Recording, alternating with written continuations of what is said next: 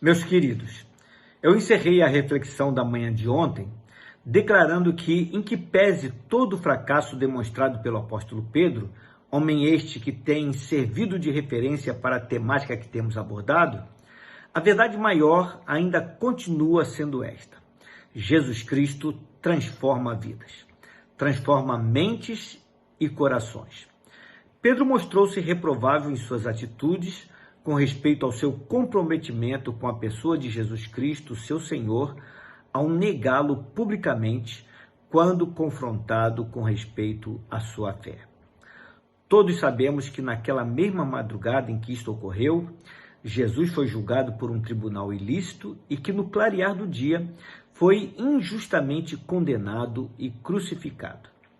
Após a sua crucificação e morte, ao terceiro dia, conforme havia dito antecipadamente aos seus discípulos, Jesus ressuscitou. A morte não poderia detê-lo. E num período de cerca de 1 mês e meio, Jesus apareceu aos discípulos mais allegados e também a diversas pessoas. E é claro que ele apareceu a Pedro, tendo-o confrontado em particular na ocasião em que isto aconteceu. Todavia, Jesus não quis saber por que Pedro o havia negado, mas sim se de fato ele o amava verdadeiramente. Aquela conversa foi um divisor de águas na vida de Pedro. Meu querido, minha querida, certo é que os ensinos e a própria vida de Jesus muitas vezes confundiam aquele homem duro de coração. Creio que algumas vezes Pedro esteve até mesmo a ponto de desistir. Mas havia algo no seu mestre Jesus que testificava ao seu coração para que ele não desistisse. Por esta razão é que depois daquelas experiências de fracasso das quais eu lhes falei anteriormente, Pedro levantou-se como se fosse um outro homem. Então eu pergunto, o que aconteceu a Pedro? Em primeiro lugar, Pedro apegou-se à palavra e à oração. No livro dos Atos dos Apóstolos, já no capítulo 1, no verso 14, assim nós lemos: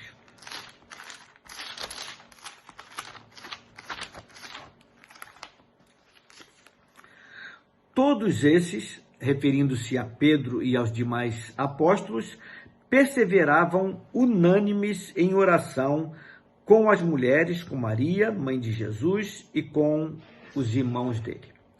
Pedro deixou de ser desleixado com respeito a esta disciplina espiritual tão simples e importante que é a oração. Ele dispôs-se a passar mais tempo a sós com Deus. No capítulo 3, no verso 1, assim também lemos: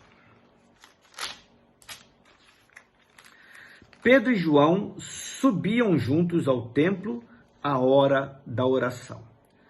E no capítulo 5, nos versos 20 e 21 e também no 42, também lemos que Pedro e seus companheiros passaram a refletir mais na palavra de Deus e nos ensinos de Jesus, pois nos citados versos assim está registrado.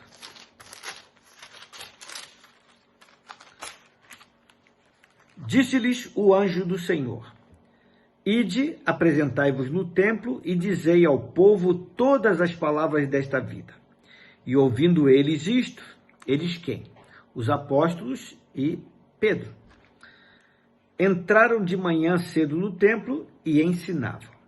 E todos os dias no templo e nas casas não cessavam de ensinar e de anunciar Jesus, o Cristo. Meu querido, minha querida, Pedro resolveu dedicar-se aos ensinos de Jesus. Em segundo lugar, Pedro decidiu também andar, falar e viver na verdade.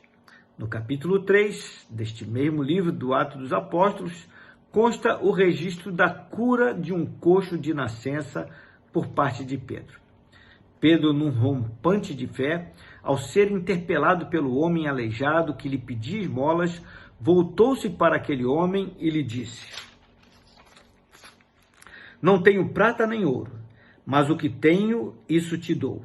Em nome de Jesus Cristo Nazareno, levanta-te e anda. E tomando-o pela mão direita, o levantou, e logo seus pés e artelhos se firmaram. E saltando ele, pôs-se em pé, e andou, e entrou no templo, andando e saltando, e louvando a Deus. Este feito tornou-se público e conhecido de toda a gente da cidade. Também chegou ao conhecimento dos membros do Sinédrio, os mesmos que haviam composto o tribunal que se reuniu de forma ilícita e que julgou de maneira injusta a Jesus, resultando na sua crucificação. Pedro foi então levado preso e no dia seguinte foi forçado a comparecer perante o tal Sinédrio. Como já falei, aquele tribunal havia se mostrado parcial e injusto no julgamento de Jesus. E agora estava ali reunido com todos os seus integrantes, segundo consta dos versos 5, 6 e 7 do capítulo 4, para inquirir a Pedro.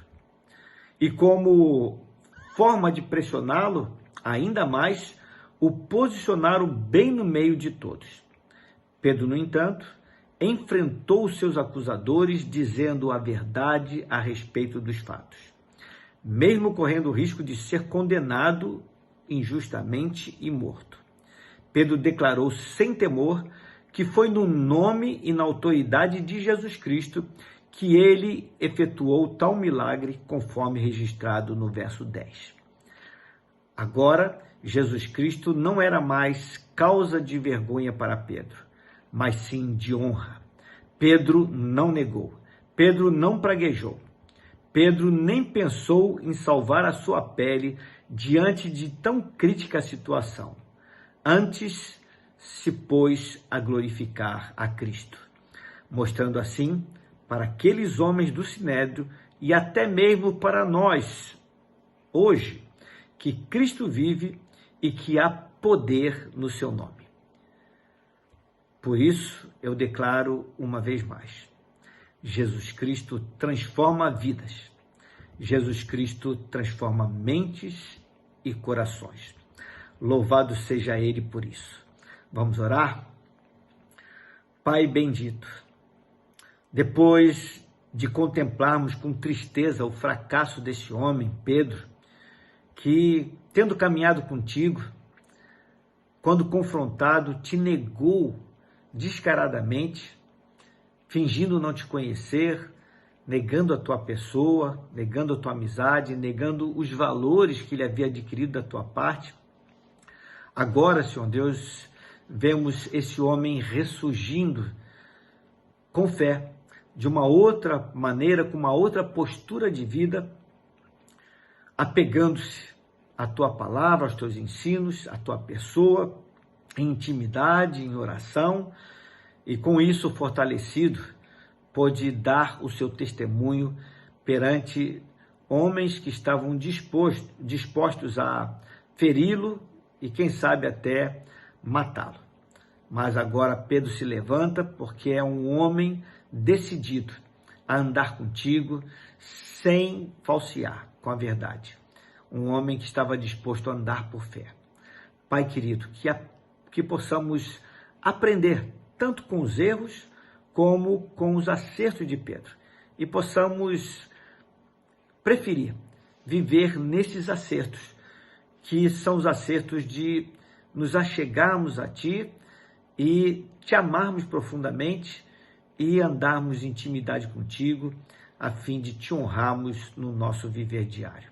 É a oração que Te fazemos, no Teu nome precioso, Jesus, ao qual seja honra, glória e louvor hoje para todo sempre. Amém. Meu querido, minha querida, fique com Deus.